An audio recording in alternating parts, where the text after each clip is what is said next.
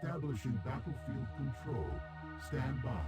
Hey people, 5 Aces here, once again back on the gloomy battlefield of Crystallized Doom, and this time we are in round 3 of the eternal match, the eternal struggle, ZxGanon versus DasDuelon, the two German balancing titans of the team. I mean, like, ZxGanon is probably is best described as the head beta tester, and DasDuelon is a close second follow-up, I guess. Both of them have probably played the most matches of Crystallized Doom altogether, and they're both coming from a StarCraft 2 background, from a really heavily RTS focused background, so both know what they're doing. And it's time to showcase the Forgotten. Now keep in mind, many things with the Forgotten are work in progress, as you can see with the default construction yard. That is going to be changed in the near future, but just look at those crazy animations and those crazy buildings. Like, everything looks so scrappy. I like it. It looks ancient, it looks outdated, it looks like it's in shambles, and that's just the way it should be with Forgotten.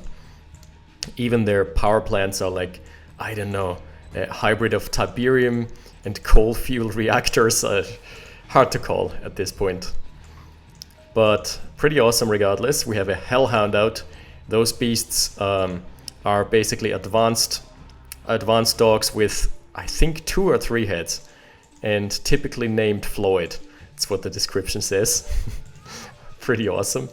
And those can tank a bit. And also, they heal on Tiberium though. Okay, so one of the core mechanics with the Forgotten is they heal on Tiberium, which means that they are always happy to fight on their own turf, and also when an infantry unit out of the Forgotten dies, it immediately has a chance, or I think a 100% guarantee, to spawn some Tiberium underneath its feet upon death.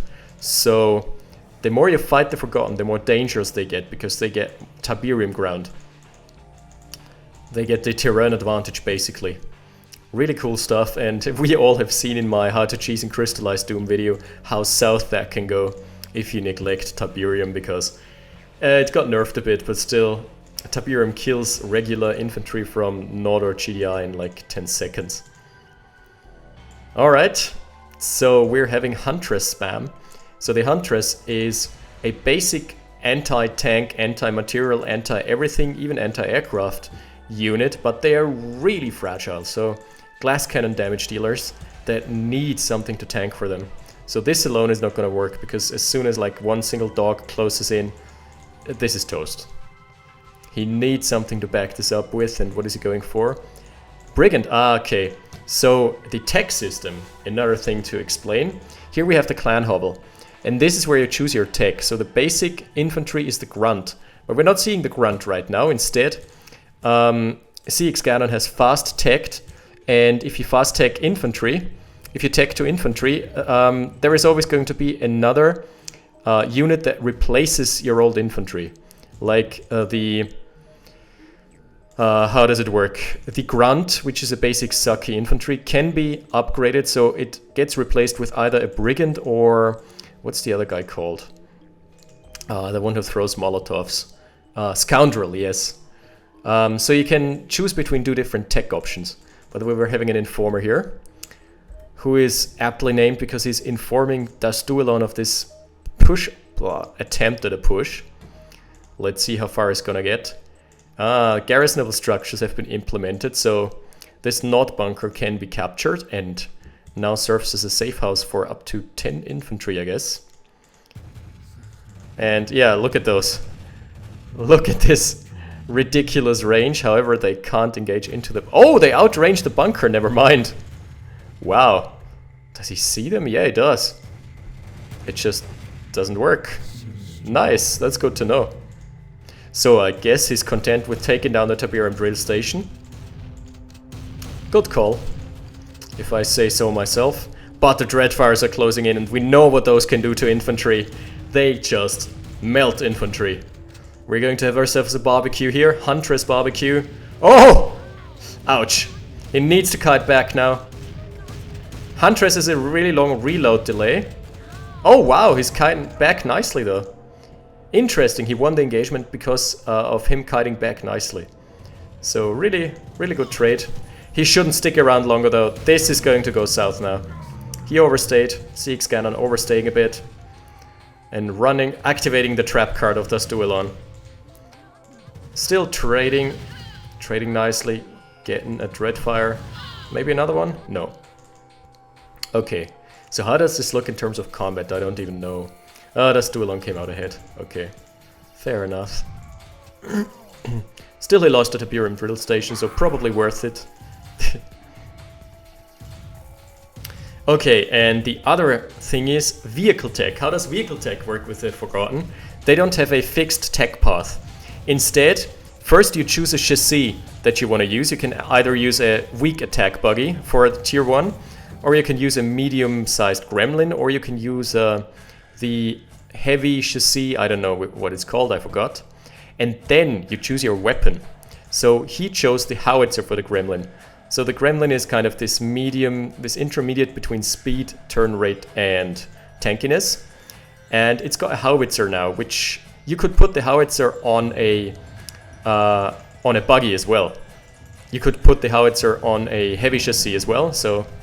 And his tier 2 choice was the lizard, which is, I think, a medium to heavy tank, like somewhere in between. And he chose the 122 mil loadout, which is an anti-tank weapon. So yeah, I really like this tech system for the Forgotten. Opens up many opportunities. The only downside is once you've locked it in, it stays like this for the rest of the game. So you can't retech from howitzer gremlins to MG gremlins or rocket gremlins. He's getting a civilian array for his trouble. Hashtag worth it, I guess. So this usually interesting map choice, because this here usually works as a natural barrier because you can't cross this with your infantry. However, for the Forgotten, it's actually a tactical advantage. So ZxGanon might actually want to take this and fight in the middle in the blue Tiberium. We are going to have our first engagement. Oh, and I think DasDuelon has grossly misjudged the unit composition, because everything he has is geared towards anti-infantry. I barely see any anti-tank. The Kronos is the only thing that can kill tanks reliably. Sure, the Hellions are making quick work of the blobs, but yeah. The heavy tanks, I don't think this is a good engagement here for DasDuelon. Oh, the Hellions though. He needs to focus the Hellions out from the backlines. He needs to ignore the Kronos tank. Oh wow. I didn't expect this to happen. He needs to focus on the Hellions. That was the wrong target priority. Because the Kronos is super tanky and sure it has lots of damage, but it takes a long time to reload. Whereas the Hellions have a way higher DPS and are way better at kiting. So I would actually have focused the Hellions here. Bad engagement then. Could have gone way better for ZxGanon. But nonetheless, DasDuelon sounding the retreat here. Do we have any more tech options? Let's see. Okay, we have Gecko launchers, which were called MRLS pads. Made no sense because, yeah, mobile rocket launcher, not mobile. Weird naming choice, but now it's a Gecko launcher, which I prefer. There's still a Grunt, I think that came from a cell. And we're having a sneaky Cabal commando making its way into the back here. Uh-oh. Uh-oh. Yeah, the Huntresses can deal with this. And we're also having a push here. Now, keep in mind, those Gremlin howitzers are not very good versus buildings, as you can see. Ah, and getting some Tiberium, that's kind of like having high ground. The Hellions getting caught out of position. Brigands with their auto shotties doing a nice chunk of damage as well. But Kronos closing in from the water body. They can fight from bodies of water, which is really useful. And two little Huntresses. All the Huntresses went down in the volleys of the Hellions. Oh, Brigand closing in, but yeah. Auto shotties are good versus infantry, but suck against tanks. So it's... Oh, what a bad engagement. Again, ZxGanon, he didn't get the eco. So he got the power and he got the cyborg assimilation plant, which was not what he wanted to snipe. Okay, Huntresses versus Cabal Commando. Like in those numbers, the Huntresses should win. Unless they are on... just sitting there. He needs to split, he needs to attack. Because Cabal Commandos, once they're in your base, are deadly. That's an example of what happens when you don't split your infantry versus AoE weapons. Still should be enough, yeah. Oh, we're having... the Bounty Hunter. Interesting. I personally have never played with the Bounty Hunter. It's camouflaged, obviously, for once. What else does it do, though? Not entirely sure what it does. Is it going to harass the Harvesters, I guess? Let's see. Alright, the game is slowing down a bit. We are... Oh, that's the tier 3 choice here. The heavy Auroch tank. And armed with a 130mm plus MG. Oh, what the hell? You gotta be kidding me, right? Hold the phones. So the bounty hunters are not only cloaked, but they also can blow up buildings. That sounds pretty strong, if you're asking me. Don't know what the brigand is. The brigand is a bit, yeah. He's wanting too much here. Brigands don't dent harvesters. That's the way it works here. And again, Hellions just raining hell from the backlines. We have a striker out. The fastest and, in my opinion, best and coolest anti-air jet. It used to target anything, but that got removed, unfortunately. But currently it has no targets because, well, DasDuelon simply not opting for air. It can still provide some really nice line of sight until it dies. Aww. RIP. RIP striker jet. Is he trying to get crushes in? Can those Cabal Commandos be crushed? I wonder. We're having a Ragnarok out. Good choice. That's kind of interesting. What did he do with those Aurochs? I guess he just suicided them in. So the Ragnarok is a shotgun artillery. It's a scatter artillery that the farther the target is, the more useless they become because they just keep missing. But they are really strong regardless, especially versus blobs. More of an anti-infantry weapon though. We're having a couple bounty hunters, but that's just not enough. That is just gonna get gobbled up here. Seems like the bounty hunters are not very combat effective. Just melting into Tiberium. I guess that's a fair trade-off, seeing as they have so much utility with blowing up buildings. So, in return, they're just not very good versus anything on the ground, I guess. We're having another striker up, probably just for line of sight. Not a good idea, though. Ah, immediately getting shut down. Oh, he got me. Those voiceovers are so silly. I love it. Oh god. That is the entire army of ZxGanon being pincered. He has the Ragnaroks in the backlines, but the Ragnaroks need to hit here. They need to hit the Cabal Commando blob. Those are the ones dishing out the damage. And it's just not happening, not in the cards for him. Well, down to one refinery here. And even that is gonna see an end shortly. Mining operations denied. More brigands. I wonder, like, if he had just used the bounty hunters to snipe the refineries here, that would have been a good use of his money. But as is, it just doesn't look good. No bueno. He needs to sound the retreat. Like, those Chronos are getting so much veterancy. They're just taking... Aww. Just taking pot shots at the infantry here. Disgusting. 4 Ragnaroks. Let's Ragnarok and roll. Ah, we've got buzzers out. anti-ground helicopters. Probably what he needs right now. Buzzards can get a couple kills on those Chronos, now that the anti-air is gone. Still though, is so much on the back foot. ZxGanon needs to re-establish his base here. And honestly, all those patches of Tiberium laying around from dying Forgotten units, that's probably worth like 10k at least. So that's a way to feed your opponent more to harvest. Ooh, commandos in the back lines. Yeah, the Buzzards can get some good picks. Buzzards were a good choice here. Just chasing down the Chronos one after the other. Really good DPS on them.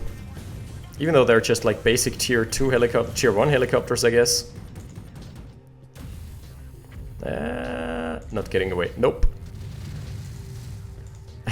I love the scattershot animation on the Ragnarok.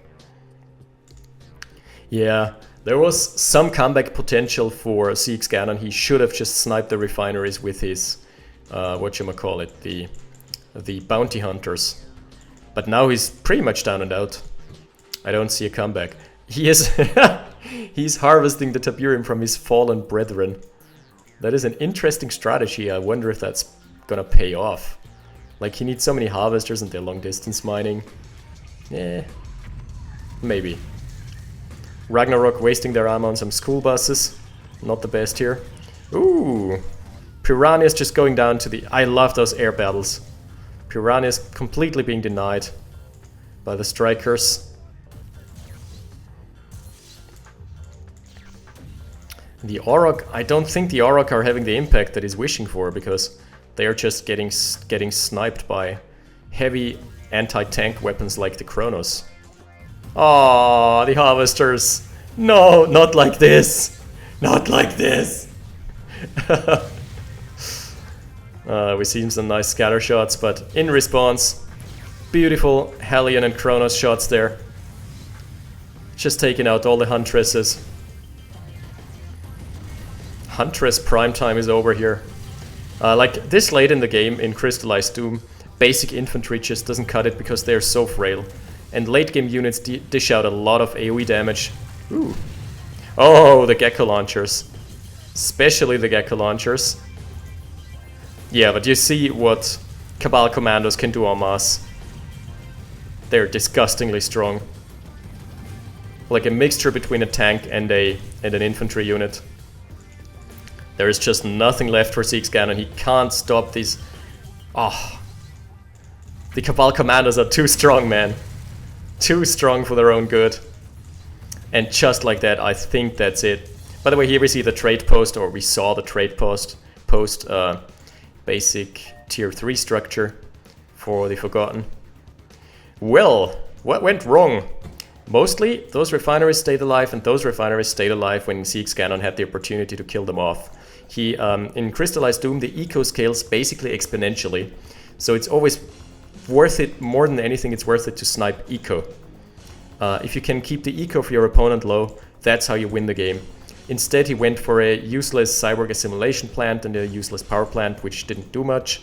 He should have sniped those refs and then sniped those with his bounty hunters. Like, the bounty hunters were his best option, I guess. Glad to show off some Forgotten though, even though they got wrecked in this game.